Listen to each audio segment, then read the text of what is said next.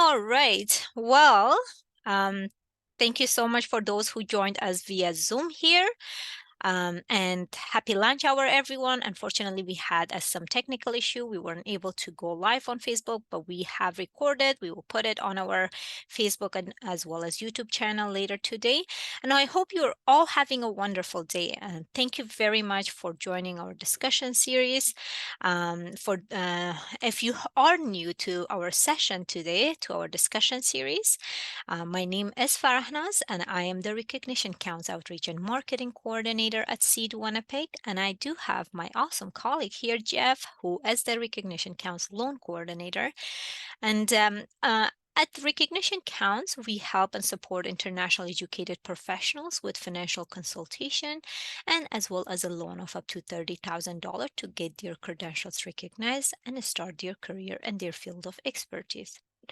If you are one of those international educated professionals or skilled immigrants, or you know of anyone who's your family member or friend whom we can be a source of service, please do connect us, either me or Jeff, with them, and we are more than happy to discuss further about their options and how we can help them out.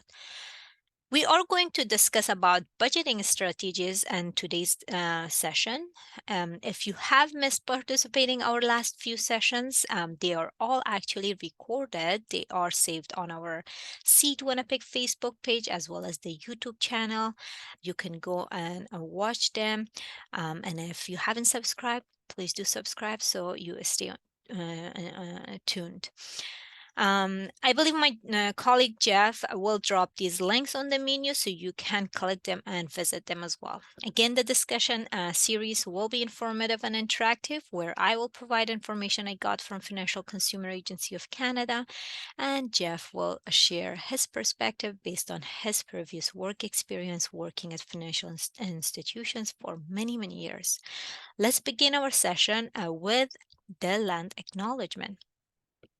SEED respectfully acknowledges that we live and work on the territories and homeland of Indigenous peoples and that the land and water sustain us. We respect the treaties as intended by Indigenous peoples. It is our responsibility to understand the truth of our history, be aware of the present, and work with Indigenous peoples to make positive changes for the future. Thank you for reflecting with us. On the screen, you can see our today's discussion agenda. So this session, if you are the one who is like, I don't know how much money comes to my account and I don't know where my money goes. Um, and if you don't have a saving plan regularly, if you're having challenges paying off your debts, if you sometimes feel overwhelmed by your finances and you feel you're not in control of your finances and want to make the most of your income, and are planning to for a major purchase or a big life event, this session will definitely help you out with that. And today we will discuss about the importance of creating a budget, practical steps to develop an effective budget, and at the end we'll share a few useful tools and resources for your financial management. So let's start off. Why make a budget? First of all, let's say, what is a budget?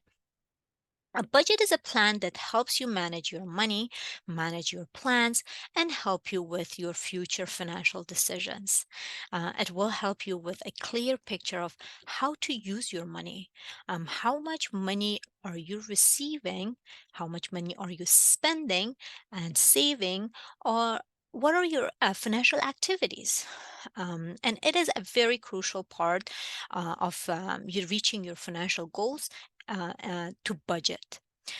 And a budget can actually help you keeping track of your income and expenses, stay on top of your monthly bills, be prepared for any sort of unexpected expenses, avoid overspending, reduce financial stress, have more money for things that are important to you, and figure out how much you need to save to meet a set financial goal that you have. So you might be interested to ask, okay, how to make a budget then? Some of you may already are doing, you already make a budget. You have your own strategies, you have your own methods. So if that is working well for yourself, keep doing it. And of course, always update your method and strategy. Maybe like you will learn something new from this session today, and just use these strategies and add it on whatever you're doing to make it even better. And a budget, how to make a budget is to create a budget. First, you need to know your income, how much is coming into your account. And also, you need to know your expenses for every month. So if you are not sure, let's say you have never done budgeting before, so you are not keeping track of your income and expenses. You work very hard. Your money, you have set up a pre-authorized debit. That means like your employer directly send the money to your account, and the money directly goes to your account once you get paid, and you don't keep track of it, and you're not sure how much you're getting paid. The important part, it is important to just put some time and sit down and see, okay, how much money am I getting before taxes, and how much money am I getting after taxes? How much of your income is going to your taxes? So that gives you an idea of, okay, how much is your realistic income. And if um, you haven't done it before, again, you can get this information from your monthly bill statements, not bill statements, bank statements, my apology. Some people like to receive a paper statement. You can find those information there, but some people don't like it, receiving paper statements, so they do electronic statement. All you have to do is just you go to your online banking or even mobile banking, and you can get those information there. And you can also get this information from CRA, Canada Revenue Agencies. Um, and then once you have your income, you know how much money is coming to your account and how much money is after taxes.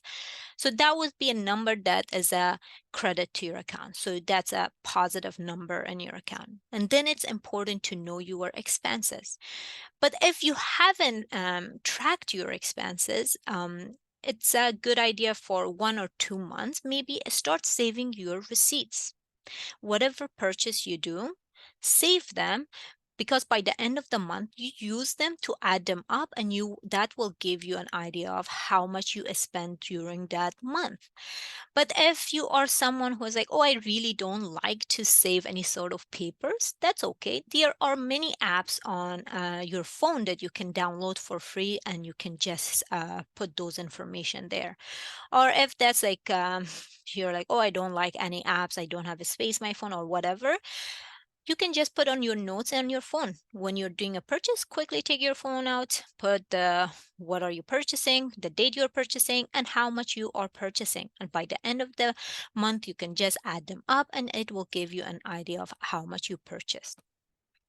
And of course, it's for every person it is different. Of course, if you are planning to help family and friends, you cannot give your numbers to family and friends. Of course, their numbers will be different based on their income, their expenses, as well as their financial goals. The best way to help them out is to just pass them the knowledge you have and the tools and resources you know, and they can take it from there, and see what works best for them.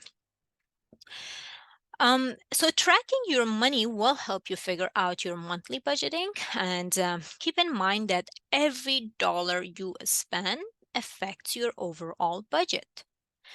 Sometimes we might say like, oh, it's just like $2 or $3 coffee. It might not make a huge difference, but little do we know by the end of the year that may make a huge difference. For example, let's say if you spend $3 of a coffee every single day. At the end of the year, if you add them up, 365 days, let's say, that will be 1,095, over $1,000 that you could have saved, and you could have used it for a different aspect. So don't underestimate each little dollar that you will be spending. Make sure you add it on your expenses as well. So when tracking your money, it will also help you improve your budgeting when you separate your needs from wants. And it's important that you know the difference between needs and wants. We have discussed about this in our last session on December 6th of last year. So if you have missed this session, you can go back and watch the recording video, and that will give you more information, again, too, in our Facebook and YouTube channel. So let's explore steps to make a budget. I am going to use a few terms in here just purposefully to give you an information if you haven't heard those terms before, or if those terms are new to you. Um, just give that information. So we talked about the income first, in regards to whatever income you're receiving, whether that is from your employer or you're receiving any sort of return or your on your investment, or you have a rental house that you're receiving. All of those, make sure you add them up. They're considered as your monthly income. And then look into the expenses, and the expenses are divided in many uh, different different kind of expenses. Some people likes to use these terms in order to divide their expenses. Some people, they just wanted to simplify it, which we can also talk about simplification there. So the fixed expense, for example, is any kind of expense that you have to pay every month, that or you will pay every month, but they do not change. For example, your rent could be a fixed expense unless you move from that place, or your rent goes up or changes or goes down. Your phone bill payments, your internet payments, insurance payment, child care fees, all these could be a fixed expense, because fixed expense basically anything that doesn't change. There are variable expenses. The variable expenses are the amount that's opposite fixed expenses. That means they changes from month to month. It's not set. For example, you go and buy grocery this month. It's different than buying a grocery from what you spent last month, because the amount you purchase or what you purchased, it varies. So that could be variable expenses. Or dining out. One month you like going outside and treating yourself, or going with family, friends, and having dinner or lunch or coffee with them. And sometimes there will be months where you will be busy, you won't do it. So that will be a variable expense. Entertainment. Entertainment could be, let's say, one month you like to go to movies with family, but the next month you don't have time, your family doesn't want it, there's no good show out there, you don't go. That's a entertainment of variable expenses. And sometimes, like, entertainment could also be fixed expenses. For example, Netflix subscription. If you have Netflix, the amount you pay every month could be the same, and which goes underneath fixed. And then there are occasional expenses. Occasional expenses are the ones that comes one or a few times throughout the year.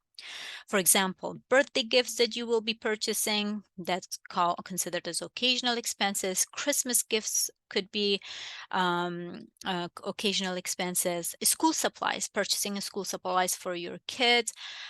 Suddenly a health emergency occurs, that as goes underneath occasional expenses. Or suddenly something breaks at your house, you have to purchase a new appliances, that can go underneath there. So that really depends on um, um, the how you like it. Some people just tell me, Farnaz, I really like it to make it simple, just two section, wants and needs. That's what I wanted to do. I don't want it to break it in different parts.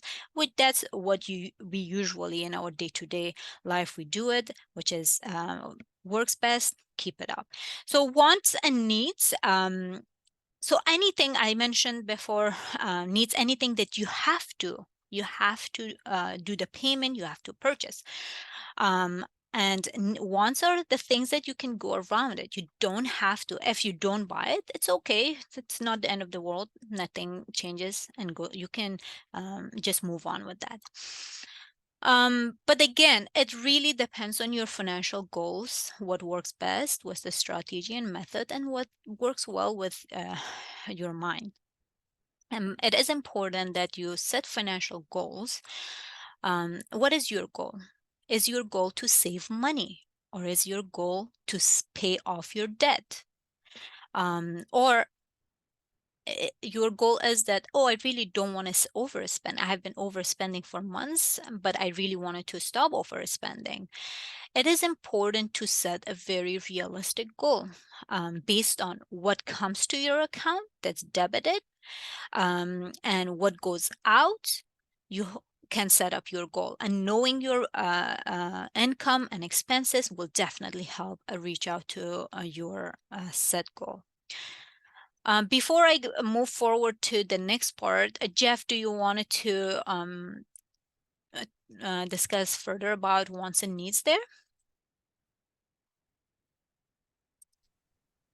Yeah, sure. I can add just a little bit of additional context. So Farnaz has done a great job of explaining the difference between the different categories of expenses, the fixed expenses, the variable expenses, and the irregular or infrequent expenses, as well as talking about prioritizing your needs over your wants when you're organizing your budget. And that methodology of prioritizing your wants over your needs is important because that makes sure that your basic requirements for living are paid for first.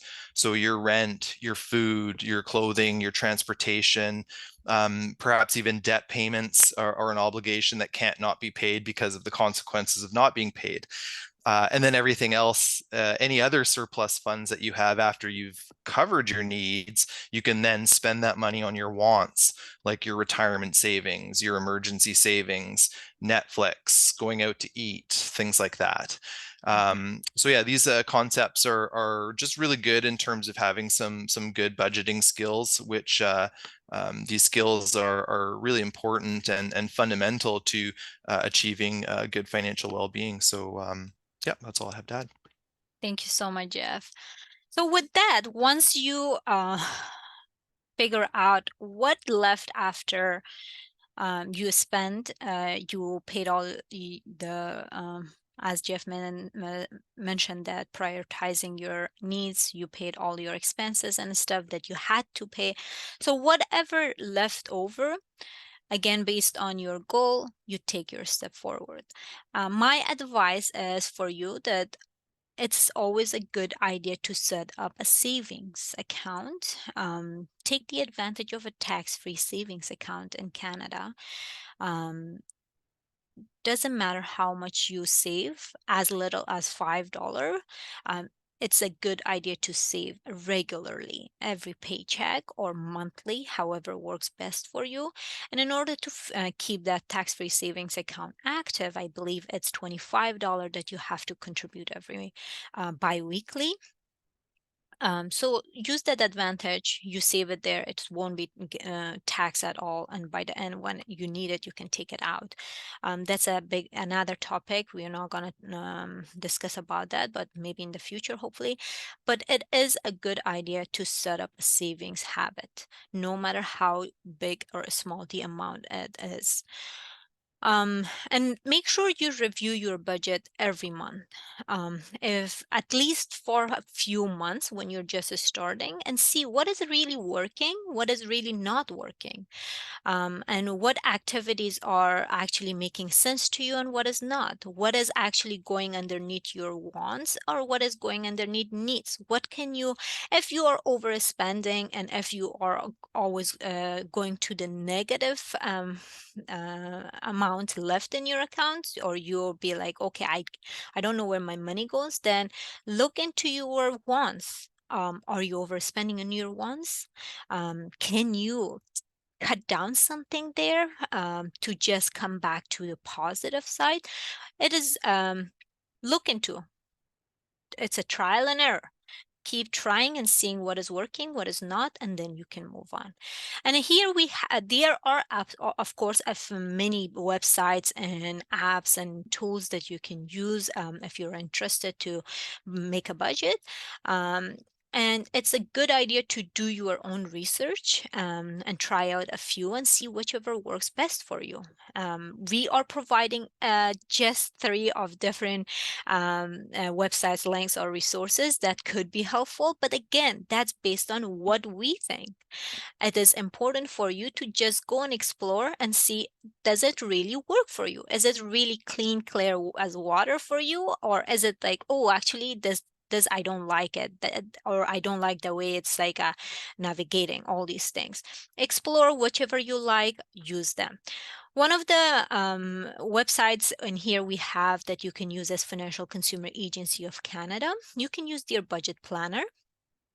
And the budget planner, it helps you create a customized budget in a few simple steps. What they do, they first you put your information.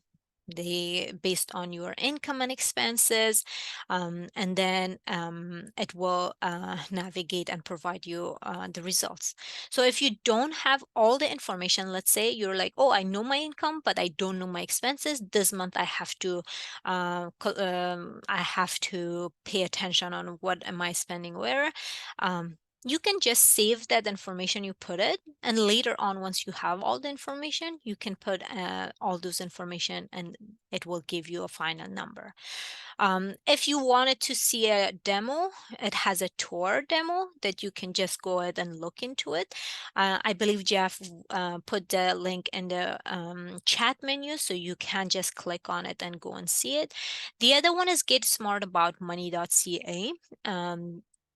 They are created by Ontario Securities Commission, and I like it because of it has short videos, it has short little readings and articles that you can read, and it has simple financial tools that can help you for your financial well-being. And it gives you different tools, whether that's about your budgeting, investment, paying your debt, all those things they have it there. And the good thing, they are all free. And there is a Truth, and Truth is designed to help you find simple and easy ways to improve your finances. You can explore a variety of financial tools and resources in this website.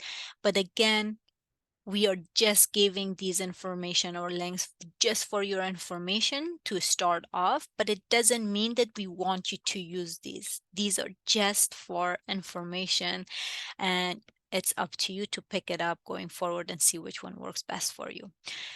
With that, I am going to stop sharing and I am going to stop a recording. So if you have any question, you can ask us and it doesn't get recorded. Sure. Go. Before we go to the Q&A, let me just add a couple of points that I forgot to mention earlier that I just thought of. When we were talking about spending trackers, one really important thing, and I just realized this when I was doing my own spending tracking and budgeting recently, but don't forget about your cash spending. Your bank account statement and other statements aren't likely going to have your cash spending details in those statements. You might see an ATM withdrawal or a cash withdrawal, but you won't know what you spent that money on. So make sure that you enter any cash spending on your spending tracker as you go. That'll save you a lot of time and potential headache later on. If you go through a spending tracker and you don't track your cash, and then you get to the end of the month and you find out there's $300 missing and you can't remember where that $300 went, that can be a real mystery and cause some grief. So make sure you track your cash so that that $300 in cash that you spent is accounted for and that you know about it, and so that it doesn't sidetrack your budget. And just while on the subject of spending trackers, I think using spending trackers is really important. We talked about the importance of the budgeting tools that are online and things like that. But there are also spending trackers that you can use. So whether that's a spreadsheet or a calendar or a notebook in your pocket or an app on your phone, there's lots of ways that you can track your spending. And that spending tracking is really important because it gives you lots of really important information to be able to organize the expense side of your budget once you're ready to sit down and start writing that out. And just one last thing, I want to a quick plug. I'll put a link to this into the chat as well. But I recently wrote a 4-part series on budgeting for Money Smart Manitoba, which is a division of Manitoba Finance. So I'll put a link in the chat to the first article in that series, and then if you want to read it, you'll have the link, and once you have the link, you'll be able to access the other 3 parts from that website. So yeah, thanks for listening to me about those points.